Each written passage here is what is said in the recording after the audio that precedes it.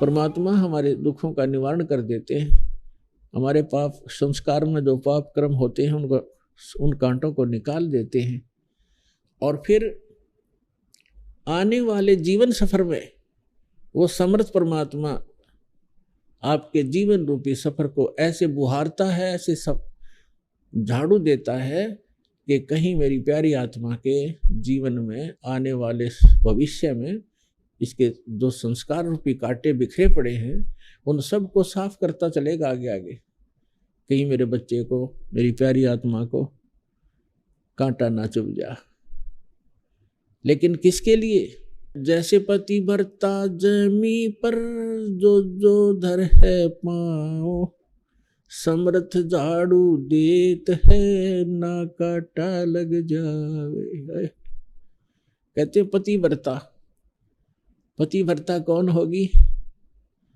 जैसे गीता अध्याय नंबर 13 में लिखा है कि अव्यभिचारिणी भक्ति से जो साधना करता है उसके परमात्मा अंग संग रहता है।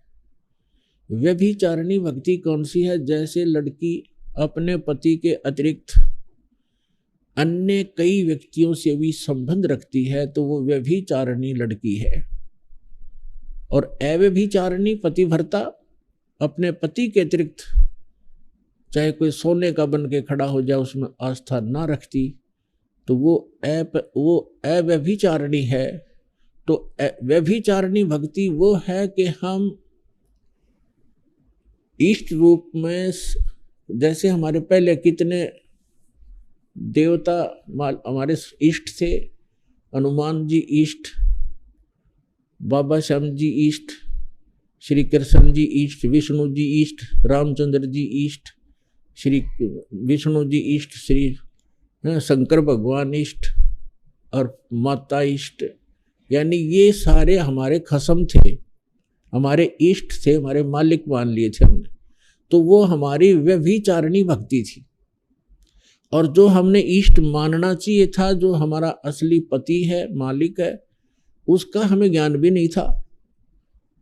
तो अब हम केवल एक कबीर परमेश्वर को अपना इष्ट मानेंगे, पति मानेंगे, खसम मानेंगे, स्वामी मानेंगे, मालिक। और अन्य जितने भी देव हैं, जितने भी मंत्र जाप हम करते हैं, ये उनको हम इष्ट नहीं मानते। ये हमारे मालिक नहीं है, पति नहीं है। जैसे वो हमारा ऐसा व्यवहार है जैसे एक पतिव्रता लड़की एक ज्वाइंट फैमिली में रहती है, उसमें देवर देवरानी होती है, ननंद जेठ जेठानी सास ससुर, ये सभी होते हैं।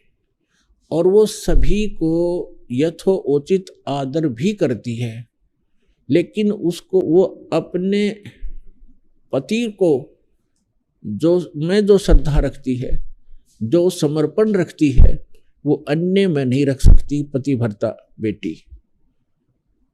और ये नहीं कि वो अन्य से बात ही नहीं करेगी, पतिव्रता का ये लक्षण नहीं है क्योंकि दूसरे बातें नहीं करेगी अपने पति इतना छोड़ के।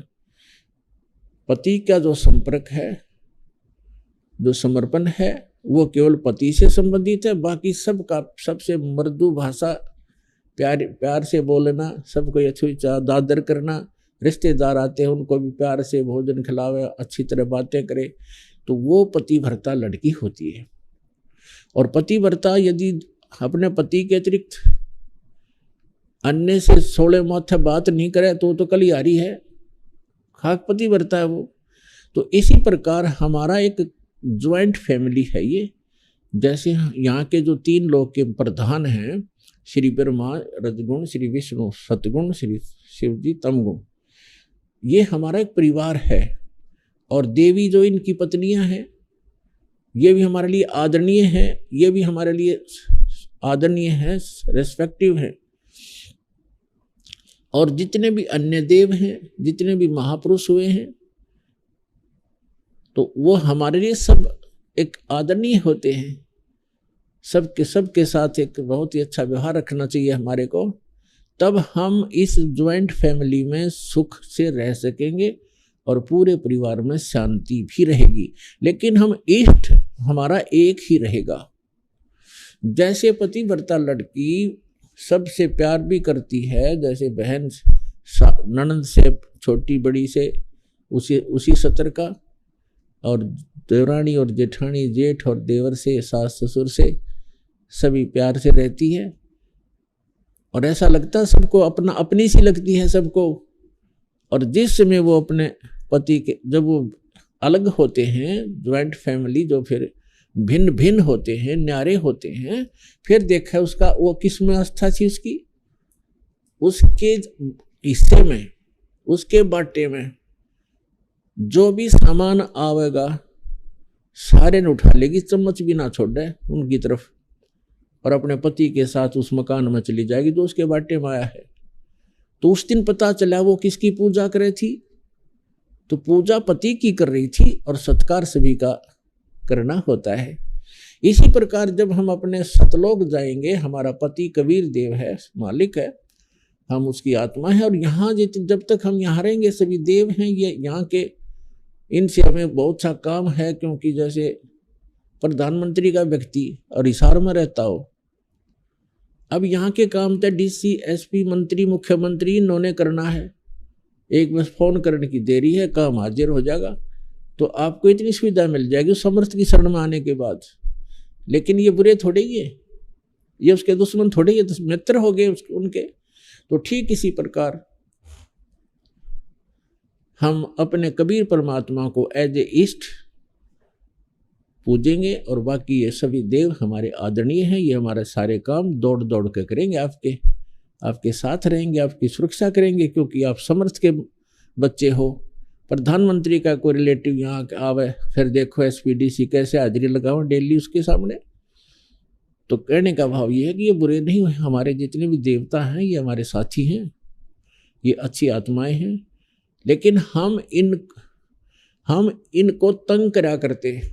अब जैसे कोई हमारा कार्य होना है मुख्यमंत्री से, और हम एप्लीकेशन लाते हैं बार बार डीसी का, और डीसी का सिर में दर्द हो जाए, उसको बार बार कहता है मैं नहीं कर सकता इसको, आप मुख्यमंत्री जी के पास जाइए, और हम फिर उसी का अर्जी लगावा, जय हो तेरी, आप पे करोगे जो करोगे, अब पड़ी रहेगी जो एप्लीकेशन, वो उसको कुछ कर ही नहीं सकता।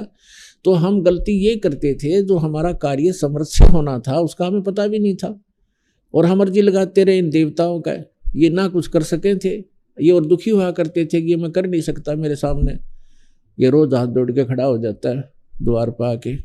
तो इस प्रकार हम अज्ञानता से अपना टाइम भी वेस्ट करते थे, और उस लाभ से भी वंचित रह जाते थे जो भगवान से मिलना होता है।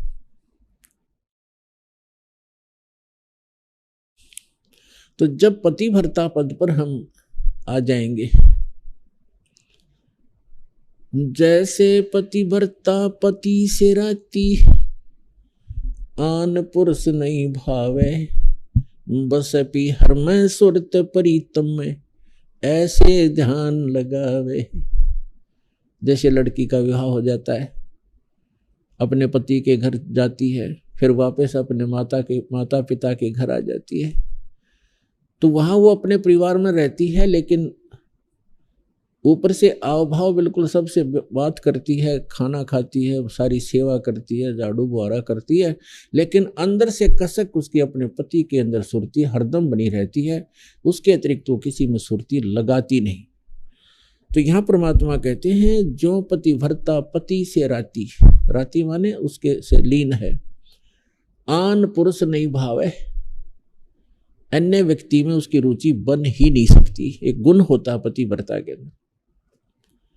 और बसे पी हर में, फिर भी सुरत प्रीतम में, ऐसे ध्यान लगा है। तो ऐसे पद पर जब हम आ जाएंगे, हम यहाँ पीहर में रह रहे हैं और यहाँ सभी के साथ मिलजुल कर रहना होगा हमने, लेकिन हमारी जो अंतःकरण की जो स्थिति है, अंतःकरण के अंदर जो कशक है वो अपने कबीर पति के अंदर, उस समर्थ पति के अंदर अटूट बनी रहे।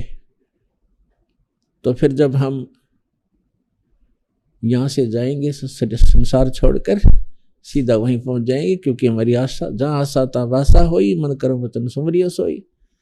तो ऐसी स्थिति में आने के बाद जब हम परमात्मा कबीर जी के अतिरिक्त किसी से भी आध्यात्मिक लाभ की इच्छा नहीं करेंगे, अगर हम कोई अर्जी लगाएंगे तो अपने पिता को, अपने पति को ही लगाएंगे, वो चाहे किसी से कुछ करवाए, वो उसका काम होता है, किसी से भी करवाए, वो समर्थ है, तो तब हम सफल होंगे। तो उस समय जब हम ऐसी स्थिति में आ जाएंगे तो उस समय परमात्मा अपनी वाणी में आप ही हमें सतर्क करते हैं। जैसे पतिव्रता जमी पर जो जो धर है पाँव, और समर्थ झाड़ू देत है ना काटा लग जावे। समर्थ झाड़ू देते चलते हैं कि कहीं मेरी प्यारी आत्मा के जीवन रूपी सफर में पाप रूपी कांटा ना लग जाए, इसका दुख ना हो।